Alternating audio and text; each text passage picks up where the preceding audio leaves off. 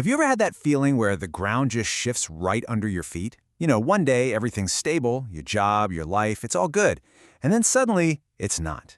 Well, today we're going to dive into a super simple story that has a massive message for dealing with exactly that moment. It's called Who Moved My Cheese? I mean, it's a question we all have to face at some point, right? You've got your plan, you feel secure, and then boom, the rules change. This story is all about how we react when that happens. Okay, so first things first, let's get the lingo down. The cheese in this story isn't, just a block of cheddar. It's a metaphor. It's whatever you want out of life. So think about it for a second. What's your cheese? Is it a promotion, that personal goal you've been chasing, or maybe just that feeling of security? And if the cheese is what you want, then the maze is where you look for it. It could be your job, your industry, your community. Basically, it's the complicated, sometimes confusing world we all have to navigate to find our own personal cheese. Now, the story gives us 4 little characters, and really, they just represent 4 different ways we tend to react to change. So as I introduce them, I want you to ask yourself which one sounds most like you when things get tough. On one side, you've got 2 mice, Sniff and Scurry. They're all about instinct. Sniff, well, he sniffs out change early on, and Scurry just scurries into action. Simple. Then you've got 2 little people, Hem and Haw. Now, they're more like us. They think, they analyze, they have feelings, which can be a huge strength, or it can be a massive roadblock. For a long, long time, all 4 of them were living the dream. They'd found a huge stash of their favorite cheese at Cheese Station C. Life was good, it was predictable, comfortable, until it wasn't. One morning, they show up and the cheese is just gone. So check out the mice. They don't panic, they don't complain. Why? Because they were paying attention. They'd noticed the cheese pile was getting smaller day by day. So for them, this wasn't some huge shock. It was kind of expected. They just put on their little running shoes and took off to find more. Hem and Haw, though? They had a totally different reaction. They felt entitled to that cheese. Hem's first response is just pure denial and blame. Who moved my cheese? He immediately sees himself as a victim. Sound familiar at all? So while the mice are already out there exploring new parts of the maze, Hem and Haw are literally trapped. They keep going back to that same empty spot, day after day, getting hungrier, angrier, and more frustrated, completely paralyzed by the fear of going back out into the unknown. But, eventually something's gotta give. This next part of the story is all about one character's incredible transformation. It's about Haw and his journey out of that paralysis. Haw starts to wake up. He realizes that just sitting around and hoping isn't a strategy. The old cheese is gone, it's not coming back. But, man, knowing you have to move and actually doing it are 2 very, very different things.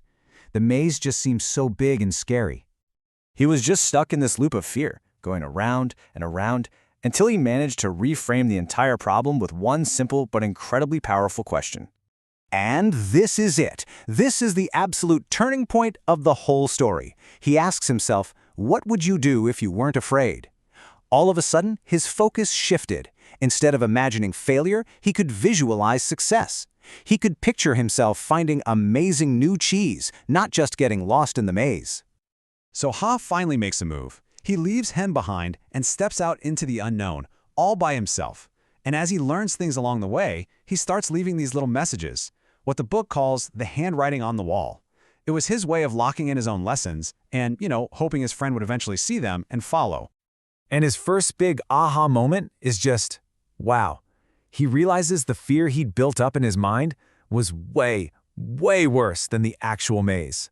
The second he started moving, he felt free. He finally understood that the fear was the real prison, not the maze itself.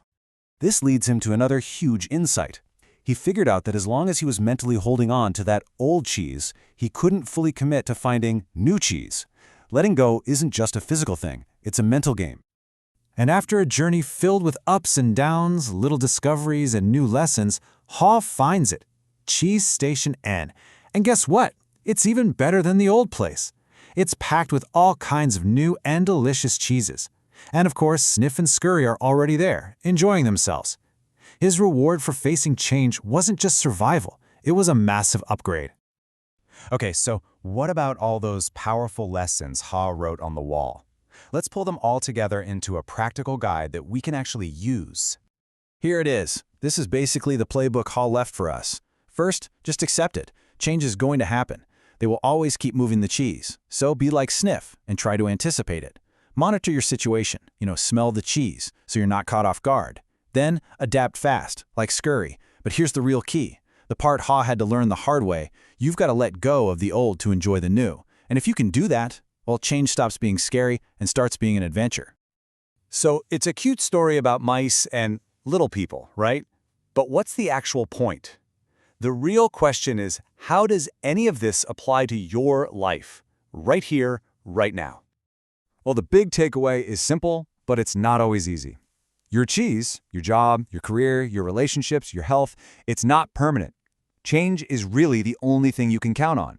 So the real power isn't in preventing change, it's in how you choose to respond.